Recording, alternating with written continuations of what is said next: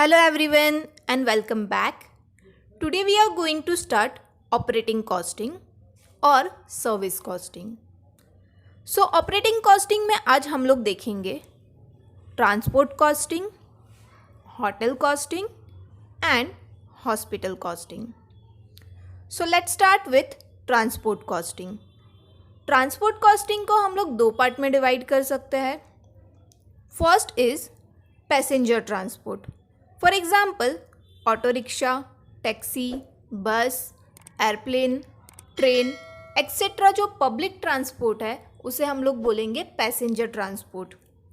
Vehicles like auto rickshaw, taxis जिसमें metre लगे होते हैं. तो यहाँ पे आप अगर ऑटो रिक्शा या टैक्सी में ट्रैवल कर रहे हो तो आपको पर किलोमीटर के हिसाब से कॉस्ट पे करना पड़ेगा.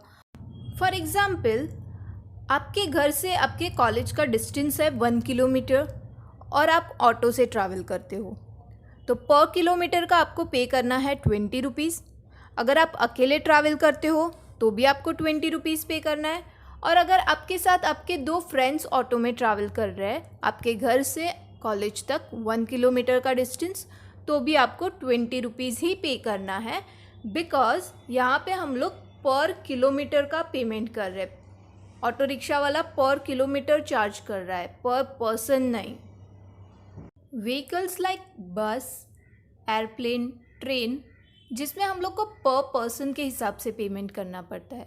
लाइक बस में, प्लेन में या ट्रेन में आप अकेले ट्रैवल कर रहे हो तो आप एक ही टिकट बाई करोगे और आपके साथ अगर आपके दो फ्रेंड ट्रैवल कर रहे हैं तो आपको टोटल 3 टिकट बाई करनी पड़ेगी.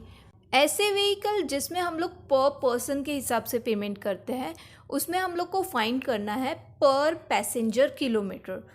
जितना डिस्टेंस रहेगा और जितने पर्सन रहेंगे उतना पेमेंट करना है.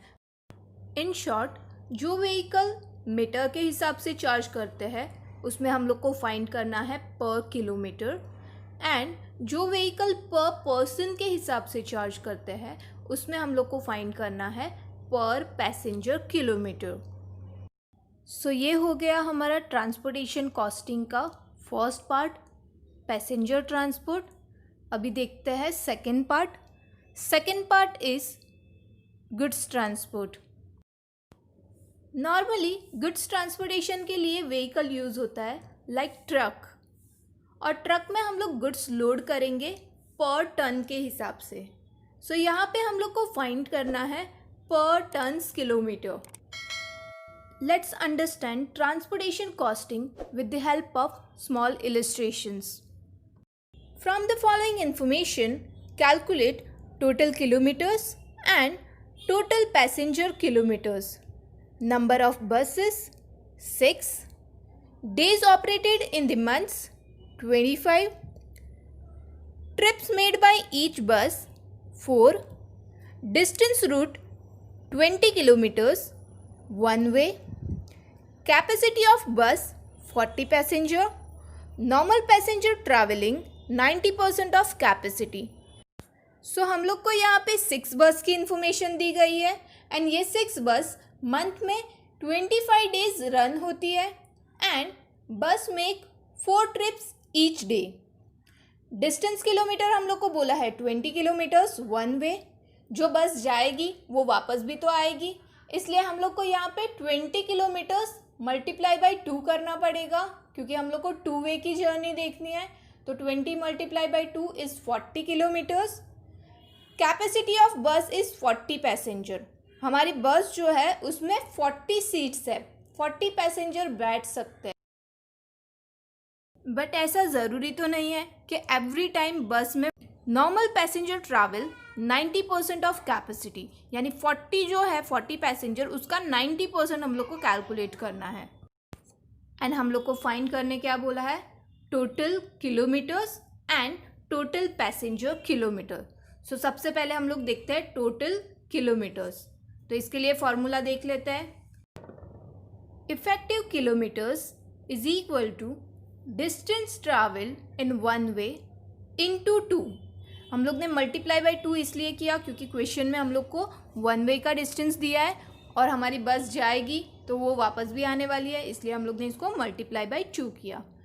into number of round trip in a day into number of days operated in a month into number of vehicles. So now let's find out total kilometers is equal to distance travel in one way multiply by 2. तो यहाँ पे हमारे illustration में हम लोग को distance travel one way का बोला है 20 किलोमीटर्स, इसलिए 20 multiply by 2 into round trips in a day. तो यहाँ पे क्वेश्चन में हम लोग को बोला है ट्रिप्स मेक बाय ईच बस इज 4, तो हम लोग करेंगे into 4 multiply by number of days operated in months. Question में हम लोग को बोला है 25 डेज हमारी बस रन होती है, सो into 25 and number of vehicles. तो हमारे पास यहाँ पे 6 बसेस है, इसलिए इनटू 6. सो ये कैलकुलेट करके हम लोग को मिला 24,000 kilometres. Total kilometre is 24,000 kilometres. And now let's find out total passenger kilometre. Effective passenger kilometre is equal to effective kilometres into occupancy rate. हमारी बस में कितनी सीट ऑक्यूपाइड होती है वो देखना है हम लोग को. तो किलोमीटर्स तो हम लोग को मिल गया है, इफेक्टिव किलोमीटर्स 24,000 और 24,000 को हम लोग को टोटल कितने कैपेसिटी है बस की उसके साथ मल्टीप्लाई करना है. तो हम लोग को मिल जाएगा टोटल पैसेंजर किलोमीटर्स. सो यहाँ पे क्वेश्चन में हम लोग को बोला है कैपेसिटी ऑफ बस 40 passenger and normal passenger travelling 90% of capacity. तो हम लोग को यहाँ पे क्या करना पड़ेगा, 90% कैलकुलेट करना पड़ेगा 40 पैसेंजर का. सो 90% ऑफ 40 पैसेंजर इज़ 36. तो यहाँ पे अभी हम लोग मल्टीप्लाई करेंगे 24,000 into 36, that is 8,64,000. So total passenger kilometer is 8,64,000. So in this illustration, total kilometer is 24,000 kilometers and total passenger kilometer is 8,64,000 passenger kilometers. Now next illustration is for goods transport. A truck starts with a load 10 tons of goods from station P. It unloads 4 tons at station Q and rest of the goods at station R. It reaches back directly to station P after getting reload with 8 tons of goods at station R. The distance between P to Q, Q to R and then R to P is 40 km, 60 km and 80 kilometers respectively. Compute absolute ton kilometer and commercial ton kilometers. So as per illustration, हमारा truck जो है वो start हो रहा है station P से and station P पे truck में गुड्स लोड हुआ है 10 टन्स. हमारा जो ट्रक है वो 10 टन्स गुड्स लेके जा रहा है स्टेशन Q पे और स्टेशन Q पे 4 टन्स गुड्स उसने अनलोड कर दिया. तो अभी ट्रक में कितना गुड्स बचेगा, 6 टन्स. 10 माइनस 4 6 टन्स बचेगा.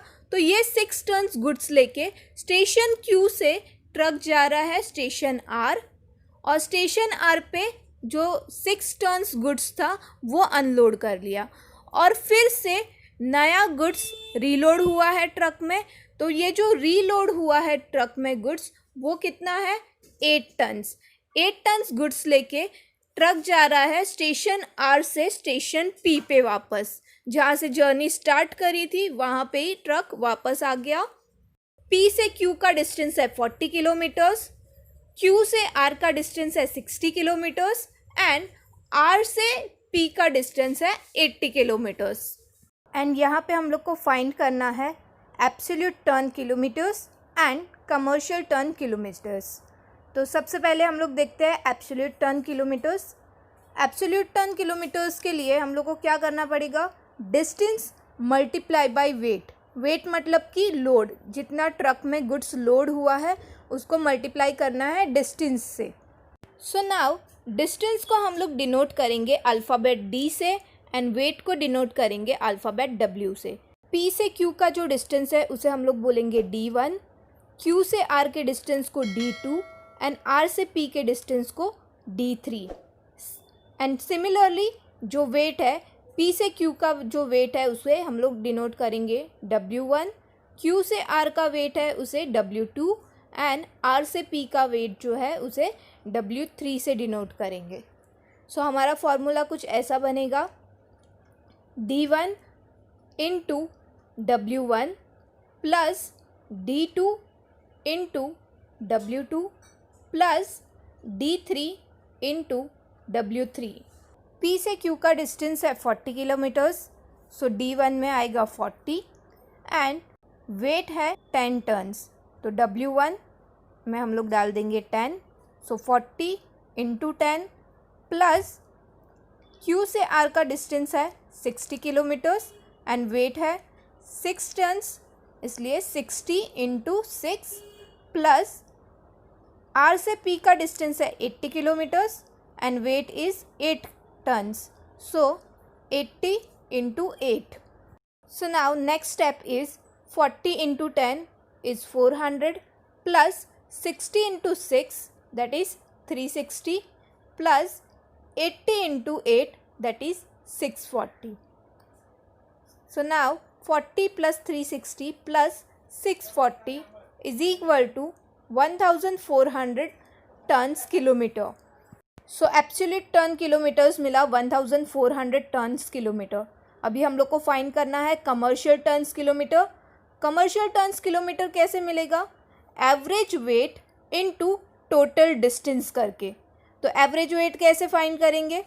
एवरेज वेट जितना भी हमारा वेट है तीनों वेट को ऐड कर देंगे एंड डिवाइड बाय 3 करेंगे तो एवरेज वेट मिल जाएगा।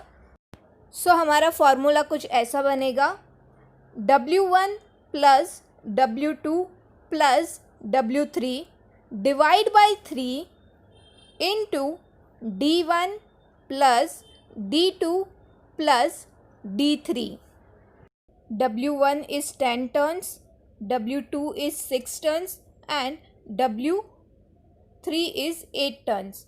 सो हम लोग यहाँ पे क्या करेंगे, 10 plus 6 plus 8 divide by 3 into हमारा जो डिस्टेंस है 40 kilometer, 60 kilometer and 80 kilometer respectively. So 40 plus 60 plus 80, so will get 8 tons into 180 kilometres is equal to 1440 tons kilometre. So here commercial ton kilometer is 1440 tons kilometer. So in this question, absolute ton kilometer is 1400 tons kilometer and commercial ton kilometer is 1440 tons kilometer.